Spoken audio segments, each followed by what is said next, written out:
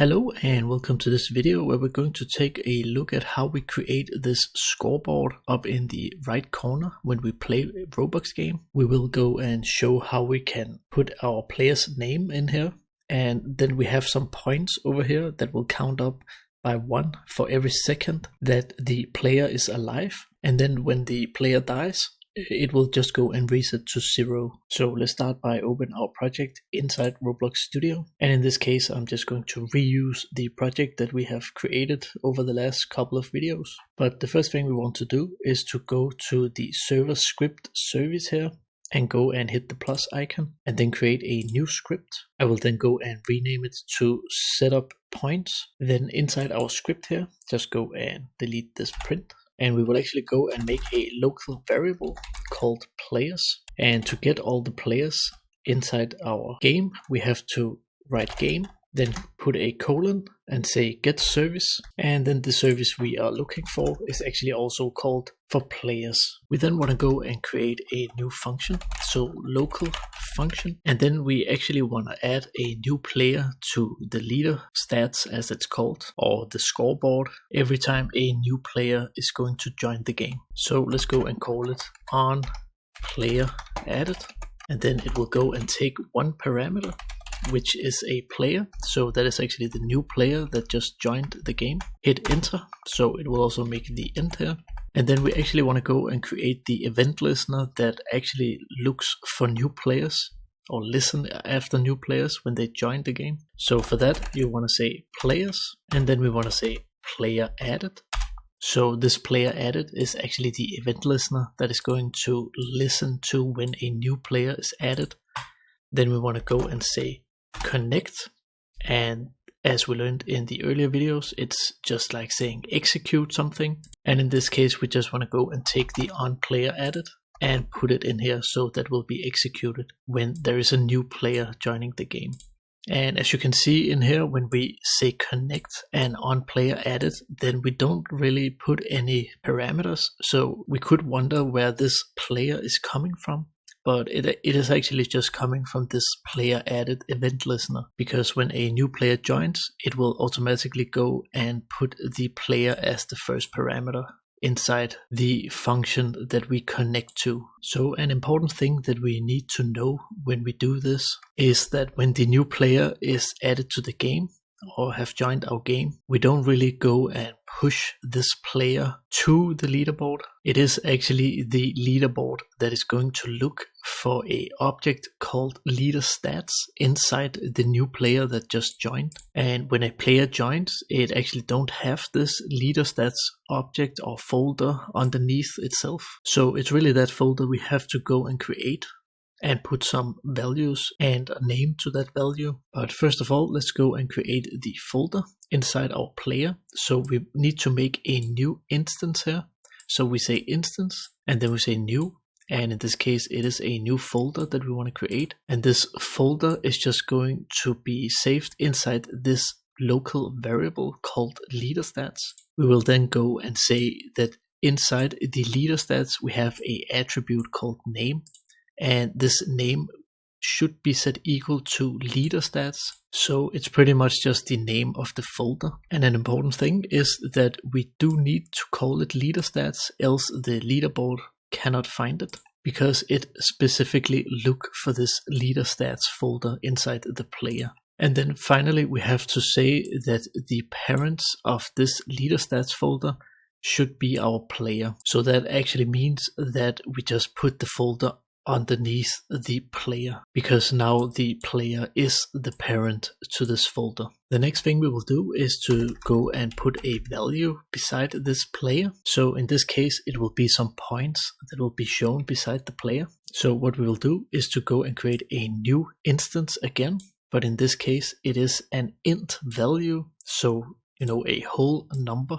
Could be 0, 1, 2, 3, 4, 5, and so on. And this int value is going to be our points. So we go and save it in this points variable. We can then go and say that this int variable, it also have a name, and the name of it could be points.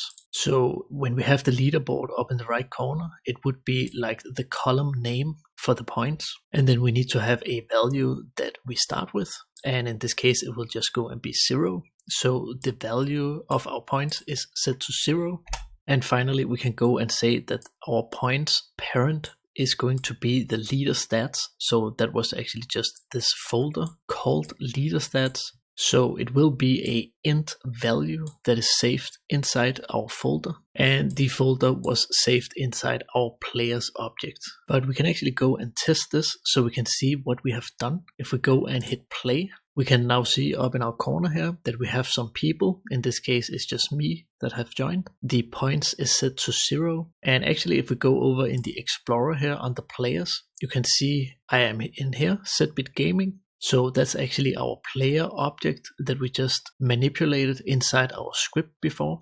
So if we go and expand this, we do have our leader stats folder, and underneath this leader stats folder we do also have our points here. So the leaderboard will go inside our players, inside every single player that is inside the game, and look for a leader stats folder, and then it will just go and see what attributes is inside this leader stats folder that it can go and display. And in this case it's only the points right now. So let's go and stop the test again, and let's go inside our script because we need to add some more. Because underneath this event listener we could go and create a loop that will go and give every player 1 point for every second they have been alive. So first of all, let's go and put a while loop, and we set it to true. And we have to be careful by setting it to true because it will go and be an infinite loop because it will never break out. So it will just go and run forever.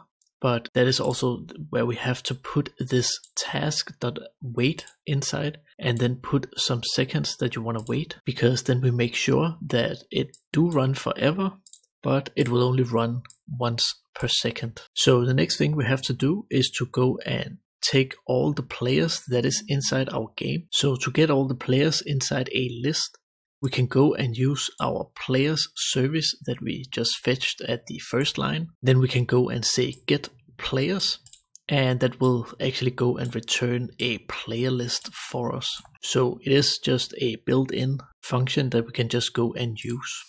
So let's make some more space here, because the next thing we will do is to create this for loop. And what we will do is to go and tell it that we want to start at a current player, and in this case it will be the first current player that we want to start with. And the reason we call it current player is because this is a loop, so the next time the loop runs it will go and be 2 and then 3 and then 4 and so on. So it's actually just to tell it that the first player we're going to look at should be at index number 1 inside our list. And then we want to say that it should stop the for loop when we hit the last player inside our list. And this is the way to do this, just putting a hashtag and then say player list. So the first thing we will do is to go and extract the current player that we hit inside this loop, and we want to extract it from the player list. So the way we do that is just by taking the player list and then go and say that we want to have this index, which is the current player. So in this case, in the first case, when the loop runs for the first time, it will be 1. So it will go and look inside our players list for the index of 1 and then go and extract that player. So we get the player inside a variable. We then want to go and take the player that we just extracted, go into the leader stats inside the player, so the folder that we have over in our players object, and then again we want to go and target the points. So we just want to go and save that in a local variable also. So this is actually the player's points that we're going to save inside this variable. And then the only thing we have to do is to take the points value and go and increase it by 1. So by saying plus equal, we will go and take the current value that the points already have. So let's say you have 10 points, then it will say 10 and then go and add 1. So instead of saying equal like this, then the value would just be 1 all the time. We have to say plus equal and then 1 to add 1. So the next thing we want to go and do is actually, because when we run this now, it will actually go and give us points even though we're not even in the game yet. So when you can see here, when I hit play, you can see the counter, it already counts points up here before we even rendered, and we don't really want that. So you can see now it's actually counting, so it works when we set up our code. But let's just go and hit stop because we don't want this to happen. The points should only be increasing when the character is actually rendered in the game. So to do this, we need to go inside our function here, the onPlayerAdded, and then beneath we will go and set an attribute on the player. So we say player and then say set attribute, and this will go and check if the player is alive. So in this case, is alive will be when the player is actually rendered on the screen and you can go and move around, and not just when it's loading. So when the player is added to the game here, it will just go and say false and say the player is not alive yet. So the next thing we will do is to actually go and create a new variable up here. Oh, sorry, not new variable, a new function. So we will create a new function, a local function that is called onCharacterAdded. So not just when the player is dropped into the game, but when the character is actually added inside the game and is rendered and ready for play. And right now it will take 2 parameters. We're going to use them later on, but it is the actual character that is the one that we just get from the code. I will show you in just a moment. And then the player, we're actually going to send the player also to this onCharacterAdded. But the first thing we will do when the character is added is to go and set the attribute to true. So now the player is alive when the character is added. And the way we call this function is actually inside our onPlayerAdded. So when the player has joined, we will down here at the bottom go and call this onCharacterAdded function. So it is actually just a new event listener that we're going to create here on the player. So we have our player here, and then we want to go and listen to when the character is added to our game. And then we do want to go and connect or actually execute a function. And in this case, we just go and create an anonymous function. And just like when we had the player's event listener down here, then when we called the onPlayerAdded, we got the player from the player's added event listener. And that's actually the same that we're going to do here, because we have the character added. When the character is added and the event listener is going to be triggered, it will go and send the actual character with us here. But as you can see, it's actually just a function that we create in here. So it starts here, it have no name. It's actually just the parameter that we're going to pass through to our next function that we call, and it is on character added here. So it is just so we can take the character that we get from the character added and put it inside our on character added to the first parameter, and so we can also go and put our player as the second parameter. So basically what this is doing is just saying when the character is added to the game, go and execute this on character added with these 2 parameters also. And of course that is the function that we created up here. So the last thing we need to actually go and make this something that we could use is to say that down at our loop here, when we give a point to the player, we have to make sure that the player is actually, or the character is actually in our game. And now we actually have a check for it, and that was this player set attribute is alive, and it would be set to false here, but we set it to true when the character is actually inside our game. So what we can do is actually just go down here and then make the check to see if the character is rendered inside our game and is ready to play. And the reason we also do this is because when we die, that's why we call it alive, is alive, because we can die in the game, and when we die it needs to stop giving us some points.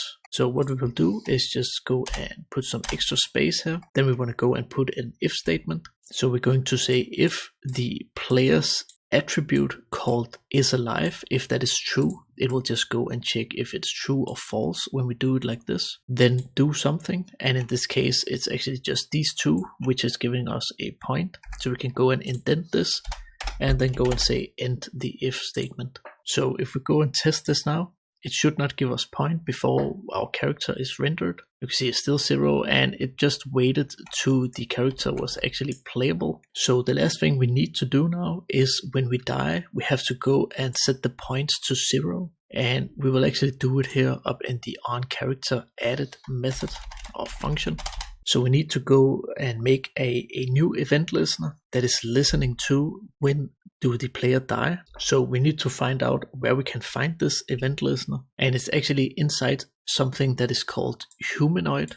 So in this case, we need to take the character and then wait for the child called humanoid. And the reason we say wait for child is because when we start up the game and when you join the game, the character is not yet available. So if it's just go and run this, and let's say that the whole character is not loaded yet, then we have to wait for the child called humanoid. So it will automatically just go and wait for it. We can then go and save this humanoid inside a local variable that we also just call humanoid. And then it's actually just like before when we created an event listener. In this case, we do it on the humanoid. Then we go and listen to when do this character die. And if it dies, it will go and connect to something. And in this case, we want to go and create a anonymous function again and just run the function inside this connect here. So the way we do that is just by saying function and then say end at the end of the function. So it is just, instead of making a whole new function up here, for example, or just like this, and give it a name, we can just go and say that this function should only be used inside here. So we don't really want to give it a name, so we can use it anywhere else. But the first thing we want to do when we die is to go to the player and take his leader stats, and again inside his points. So we actually go and just look at how many points do he have, and we go and save that in a local variable. And then we actually don't care about how many points they have right now, because we just go and say that the points value should be set to 0. And then the last thing we want to do is to go and say that the player's attribute is alive is going to be set to false. And that's because when the player is dead like this, we say it is false. So down here, when they give points, then it will not be true. So he will not get any points as long as he is dead. So if we scroll up, we can see it's only when the character is added again to the game that it's going to be set to true again, and it will allow to give some points to the player. So let's go and test it and see if it's working. So we do get some points here, and let's just go and die. And you can see it will reset to 0, and it will not count until we are spawned again. So that was actually it for this scoring board video, or scoring points, or whatever you want to call it. It is actually called Leaderboard inside the Roblox Creators Hub documentation. So it is the leaderboard that is going to look for the leader stats, and you can of course go and play around with it. You can go and find out if there is anything else like this. There should also be a string value and maybe some other values you can go and play around with. But thank you for watching, and go and have a nice day. Bye.